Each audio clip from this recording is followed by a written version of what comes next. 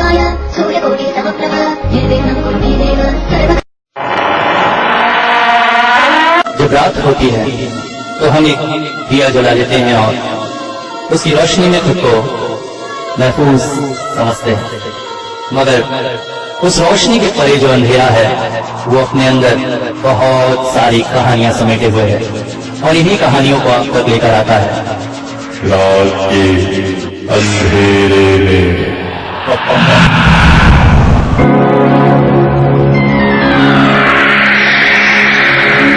दुष्यंत के पिता का देहांत हो चुका था। मां पैरालिसिस थी। घर पर व्हीलचेयर से ही उनकी जिंदगी थी। दुष्यंत एक कंपनी में काम करता था और मां को पेंशन मिलती थी। अभी विवाह हुआ नहीं था, इसलिए जीवन जैसा भी था ठीक चल रहा था। घर में एक आया थी जो मां की दिन रात देखभाल करती थी, मगर मुश्किल आई उस दिन जब उस आया ने कहा कि अब वो अपने गांव चली जा रही है, इसलिए काम छोड़ देगी। दुष्यंत मुश्किल में पड़ गया।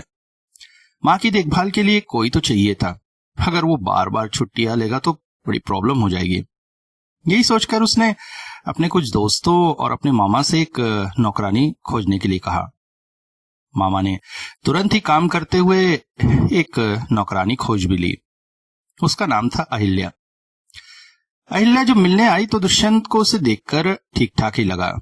दुष्यंत उससे कहा, देखो तुम्हें दिन भर यहीं रहना है, माँ की देखभाल, खाना पकाना, बाजार वगैरह, मतलब अपना घर समझकर ही सब कुछ करना है। अहिल्या ने जो सैलरी बताई वो एक तरह से दुष्यंत के लिए अफोर्डेबल थी। हाँ, तब वो खुश हो गया और कहा, अच्छा शनिवार शाम को तुम्हें छुट्टी मिल जाएगी, रविवार तुम अपने घर वालों के पास रह सकती हो, मगर रविवार रात तक तुम्हें लौट आना है क्योंकि सोमवार से मुझे ऑफिस जाना होता है। ये बात नहीं मान ली। अहिल्या बोली कि वो जरा घर जाकर घर वालों को बताए, क्योंकि उस तरह से बताकर नहीं आई है, और अपना कुछ जरूरी सामान वगैरह ले आए। उस दिन शनिवार थी तो अहिल्या ने कहा कि कल रात तक वो आ जाएगी। दुष्यंत के मामा उस दिन वहीं रुक गए। अगली रविवार की रात के करीब 9 बजे अहिल्या उनके घर पर थी। दुष्यंत बोला, अरे इतनी रात गए? अहिल्या ने कहा कि आते आते जरा देर हो गई, वरना वो टाइम पर आ जाती। खैर, दुष्यंत को इस बात से कोई प्रॉब्लम न थी। अगले 2 दिन अच्छे ही बीते। दुष्यंत जब आकर मां से पूछा कि अहिल्या का काम कैसा है, मां ने बताया बहुत अच्छा काम है, बहुत सेवा कर रही है, बड़ा अच्छा खाना पकाती है। दुष्यंत निश्चिंत हुआ। मगर 3-4 दिन बीतने के बाद एक घटना ने दुष्यंत को डरा दिया। दुष्यंत के घर की बात करें तो हाँ, 3 कमरे हैं। बीच में एक ड्राइंग रूम और उसी के कोने में डाइनिंग रूम बनाया गया है। किचन और दुष्यंत के कमरे के बीच एक बड़ी सी बालकनी है। उस बालकनी को ग्रिल से 2 पार्ट में डिवाइड कर लिया गया है। एक किचन की तरफ से जा सकते हैं, एक दुष्यंत की तरफ से। हाँ, दोनों बालकनी को क्रॉस नहीं कर। उस रात दुष्यंत अपनी बालकनी में टहल रहा था, तभी उसे लगा किचन वाली बालकनी में कुछ है। वहां लाइट थोड़ी कम थी। उसने जब गौर से देखा तो पाया कि अहिल्या खड़ी है और एकटक सामने कुछ देख रही है। जब दुष्यंत ने उधर देखा तो पाया कि एक बिल्ली थी जो अहिल्या को गौर से देख रही थी। अचानक वो बिल्ली नीचे की तरफ भागी और दुष्यंत ने जो देखा उसकी आंखों पर विश्वास न हुआ। अहिल्या बालकनी के पास की पाइप से धीरे धीरे नीचे उतरने लगी। ये कैसे संभव है? 6वें माले की पाइप से कोई लड़की इस तरह से इतनी आसानी से कैसे उतर सकती है? दुष्यंत की बिल्डिंग से थोड़ी दूरी पर एक खाली मैदान था, जहां पर कचरा डंपिंग का काम किया जाता था। बिल्ली उसी तरफ गई थी और अहिल्या भी। दुष्यंत ने आओ देखा न ताओ तुरंत ही घर से निकल आया और लिफ्ट से नीचे उतरा और उस मैदान की तरफ चल पड़ा। और जब मैदान के पास पहुंचा तो उसने देखा अहिल्या झुककर बैठी हुई थी। दुष्यंत बोल पड़ा, अहिल्या क्या कर रही हो यहां? अहिल्या चौंक गई, उसकी तरफ मुड़ गई, बोली, अरे दादा भाई आप यहां कैसे? तुम यहां क्या कर रही हो? वो एक बिल्ली है, बड़ा परेशान करती है, दूध पी जाती है, खाना फेंक देती है, उसे ही पकड़ने आई थी। चलो रात के अंधेरे में यहां पे नहीं आते हम लोग, कहकर दुष्यंत उसे अपने साथ ले जाने लगा। लिफ्ट में एक अनजाने से डर से ग्रस्त था दुष्यंत। मनी मन कुछ सोच रहा था कि अहिल्या बोल पड़ी, दादा भाई पाइप से उतरना मेरे लिए कोई बड़ी बात नहीं है, हम लोग तो गांव की लड़कियां हैं ना, पेड़ एड़ सब जगह चढ़ जाती हैं, आप डरिए मत, आप लोगों को कोई नुकसान नहीं होगा। दुष्यंत चौंक पड़ा। अहिल्या ने यह नहीं देखा था कि उसे पाइप से उतरते हुए दुष्यंत देख रहा है। फिर कैसे? दादा भाई आप डरो मत, आप लोगों को कुछ नहीं होगा। अहिल्या बार बार यही शब्द दोहराती थी। अगले दिन दुष्यंत रात में बैठकर काम कर रहा था कि अचानक कुछ अजीब सी आवाजें आई। उठकर आसपास ढूंढा तो किचन की तरफ से आवाज आ रही थी, और जब किचन में पहुंचा तो देखकर चौंक गया। किचन में रखे डस्टबिन में अहिल्या मुंह डाले हुए थे और वहीं से अजीब सी आवाजें आ रही थी। दुष्यंत चीख पड़ा, अहिल्या क्या कर रही है? अहिल्या ने चौंक कर मुंह बाहर निकाला। इस डस्टबिन में दुष्यंत के घर का बचा हुआ खाना, हड्डियां, मछली के कांटे वगैरह सब फेंके जाते थे, जिसे बाद में बाहर फेंक दिया जाता था। उस वक्त अहिल्या का चेहरा देखकर दुष्यंत कांप उठा। उसके चेहरे में घर का सारे खाने का कचरा, मछली के कांटे, सब्जी के टुकड़े वगैरह लगे हुए थे। दुष्यंत बोला, यहां से क्या खा रही हो? घर में क्या खाने की कमी है? ये खाने की जगह है। अहिल्या बोल पड़ी, मेरा खाना तो यही है दादा बाबू, आप डरिए मत, मैं आप लोगों को कोई नुकसान नहीं पहुंचाऊंगी। दुष्यंत अब गुस्से में था। उसने अहिल्या से कहा, अहिल्या अब मैं तुम्हें नहीं रख सकता, तो तुम कल ही नौकरी छोड़कर चली जाओ।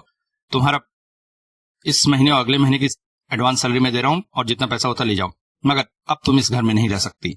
दुष्यंत डर से कांप रहा था।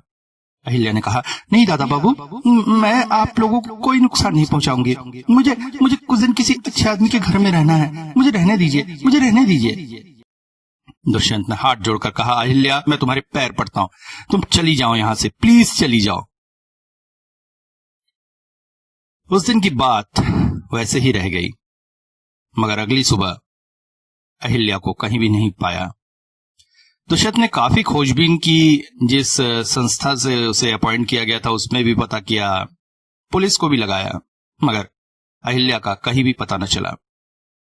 थक हार कर उसने अहिल्या की 2 महीने की सैलरी और काम किए हुए पैसे उसके दिए गए पते पर भेज दिया, मगर कुछ दिनों बाद वो पैसे वापस आ गए और साथ में आया अहिल्या के पिता का एक पत्र, जिसमें लिखा था, बाबू मैं ये पैसे नहीं ले सकता, आप जो कह रहे हैं वो मेरे विश्वास के लायक नहीं, क्योंकि आप कह रहे अहिल्या आपके यहाँ काम कर रही थी, मगर जिस दिन वो आपके घर जाने को निकली थी उसी दिन ट्रेन छूट गई थी। वो दौड़कर ट्रेन में चढ़ने की कोशिश कर रही थी कि पैर फिसल जाने से वो ट्रेन के नीचे आ गई और कटकर मर गई। जो मेरी बेटी आपके यहाँ काम ही नहीं की, तो मैं ये पैसे कैसे ले सकता हूँ? दुष्यंत स्तब्ध था। अगर आने से पहले ही अहिल्या ट्रेन से कटकर मर गई थी, तो इतने दिन उसके घर में कौन था? दीपेन बाबू अपने मित्र के घर पहुंचे। फोन पाकर हड़बड़ा गए थे। मित्र ने कहा, दीपेन जल्दी आ, देख मोना कैसा कर रही है। दीपेन बाबू कुछ समझ में न आया। मगर जब वो उनके घर पहुंचे तो लड़की के मुंह से निकलते हुए झाग को देखकर समझ गए लड़की ने जहर पिया है। उसका कोई अफेयर था, मगर तुरंत ही उसे डॉक्टर के पास ले जाया गया। हॉस्पिटल में जहर तो पेट से निकाल दिया गया, मगर डॉक्टर ने कहा बचने की उम्मीद कम है। रात में दीपेन बाबू और उनके मित्र हॉस्पिटल में थे। तभी लड़की बोल पड़ी, पानी पानी। लड़की के पिता थक गए थे इसलिए सो रहे थे। दीपेन बाबू की नींद टूट गई।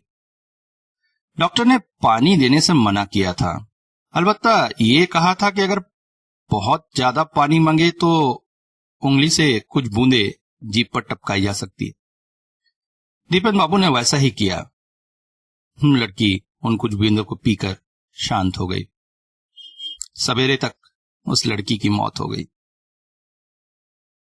कहानी यहीं खत्म हो जाती, मगर इसके बाद जो हुआ वो दीपेन बाबू के लिए बहुत तकलीफदेह था। दीपेन बाबू अक्सर रात को ड्यूटी से लौटते थे। उस दिन भी लौट रहे थे। बाइक पर चले जा रहे थे कि कानों में आवाज आई, चाचा पानी। दीपेन बाबू चौंक पड़े। क्या उन्हें कोई भ्रम हुआ? गाड़ी रोककर आसपास देखने लगे तो फिर आवाज आई, चाचा पानी। दीपेन बाबू ने गाड़ी तेज दौड़ा दी। किसी तरह से घर पहुंचे। घर में गाड़ी रखकर खाना खाकर सो गए। रात में जैसे ही उनकी नींद टूटी, कानों के पास फिर से आवाज थी, चाचा पानी। दीपेन बाबू चौंक कर उठ बैठे। धीरे धीरे ये रोज रात का कहानी बन गया। हर रात उन्हें ऐसी ही आवाजें सुनाई देने लगी। धीरे धीरे उनकी तबीयत खराब होने लगी। अंत में उन्हें एक ओझा को दिखाना पड़ा और एक बड़े से अनुष्ठान के पश्चात ही उनकी मुक्ति हुई। मैथिली बहुत खुश थी। दिल्ली जैसे शहर में इतनी जल्दी एक रूम का मिल जाना बहुत बड़ी बात थी। यहां वो नौकरी के सिलसिले में आई थी और रहने के लिए रूम ढूंढ रही थी। जब इस रूम का पता चला और रेंट उसके बजट में था तो वो बहुत खुश हुई। वैसे भी यहाँ के रूम्स में 3-3, 4-4 लड़कियां एक साथ शेयर करती है, मगर ये रूम मैथिली को अकेले रहने के लिए मिला था और अभी अभी बना था, इसलिए किसी ने इसका यूज भी नहीं किया था। मैथिली बेहद खुश थी। जॉब भी अच्छी तरह से चल रही थी, रहने की जगह भी अच्छी थी, सब कुछ ठीक ही था कि एक रात मैथिली की नींद टूटी। उसने देखा सफेद चेहरे से एक औरत ठीक उसके चेहरे के ऊपर अपना चेहरा रखे हुए से घूर रही थी। आश्चर्य, उसके शरीर में जैसे जैसे खून ही नहीं था। ऐसा सफेद चेहरा किसी का कैसे हो सकता है? मैथिली हड़बड़ाकर उठ बैठी, मगर आसपास कोई न था। मगर उस दिन के बाद से मैथिली की जिंदगी बदल गई। वो अक्सर गुमसुम सी रहने लगी, चिड़ी चिड़ी से रहती, दोस्तों से किनारा कर लिया, फोन कॉल्स भी कम ही उठाती, फेसबुक, व्हाट्सएप सब कुछ कम यूज करने लगी, हमेशा चिड़ी सी गुस्से में रहती। एक दिन तो हद तब हो गई जब गुस्से में उसने अपने एक ऑफिस कलीग को थप्पड़ मार दिया। बात बहुत बढ़ चुकी थी। उसकी नौकरी भी जाते जाते बची। उसकी तबीयत भी धीरे धीरे खराब होने लगी थी। मैथिली के दोस्तों ने उससे कहा कि वो रूम चेंज कर ले, मगर मैथिली को जैसे कोई ताकत उस रूम से बांधे हुए थी। वो चाहकर भी रूम नहीं बदल सकती थी। अब धीरे धीरे उसने ऑफिस जाना भी कम कर दिया। हमेशा अपने रूम में ही बंद रहती, चिड़ी चिड़ी सी, गुस्सैल, खाना पीना भी कम था। अचानक उसे तेज बुखार ने पकड़ लिया। वो परेशान हो गए। डॉक्टर ने सारे टेस्ट किए मगर कुछ भी नहीं था, मगर बुखार था कि छोड़ने का नाम नहीं ले रहा था। कभी कभी भयानक ठंड और कपकपी के साथ बुखार आती, 2-3 घंटे तक बुखार में तड़पती और उसके बाद भयानक गर्मी लगती है। ऐसा लगता है जैसे शरीर में आग लग रही है, पूरे शरीर से धुआं निकल रहा है। उसी हाल में वो न जाने कितने बार नहा कर आ जाती, मगर गर्मी थी कि जाने का नाम न लेती। उसकी तबीयत सच में बहुत खराब होने लगी। ऐसे ही करीब 6 महीने बीत गए। एक दिन उसके दोस्त उससे मिलने आए। मैथिली ने उनसे बहुत खराब बर्ताव किया, मगर उसकी एक सहेली ने उससे कहा, मैथिली तू रूम चेंज कर, तेरी हालत बहुत खराब है। मगर मैथिली ने सबको डांट कर खदेड़ दिया। अंत में मैथिली के माता पिता को आना पड़ा। माता पिता से भी वो उलझ पड़ी, मगर उन्होंने जोर जबरदस्ती करके उसे उस रूम से बाहर निकाला और अपने साथ लेकर गए। कुछ दिनों में ही मैथिली की तबीयत सुधरने लगी। बाद में पता चला उस रूम में मकान मालिक की बेटा बहू रहते थे। बहू ने उसी रूम में आग लगाकर आत्महत्या की थी। उसके बाद उस रूम को तोड़कर नया बनाया गया, मगर उसके बाद उस रूम को यूज करने में घर वाले भी डरते थे। मैथिली पहली व्यक्ति थी जो उनकी बहू की मौत के बाद उस रूम में रह रही थी।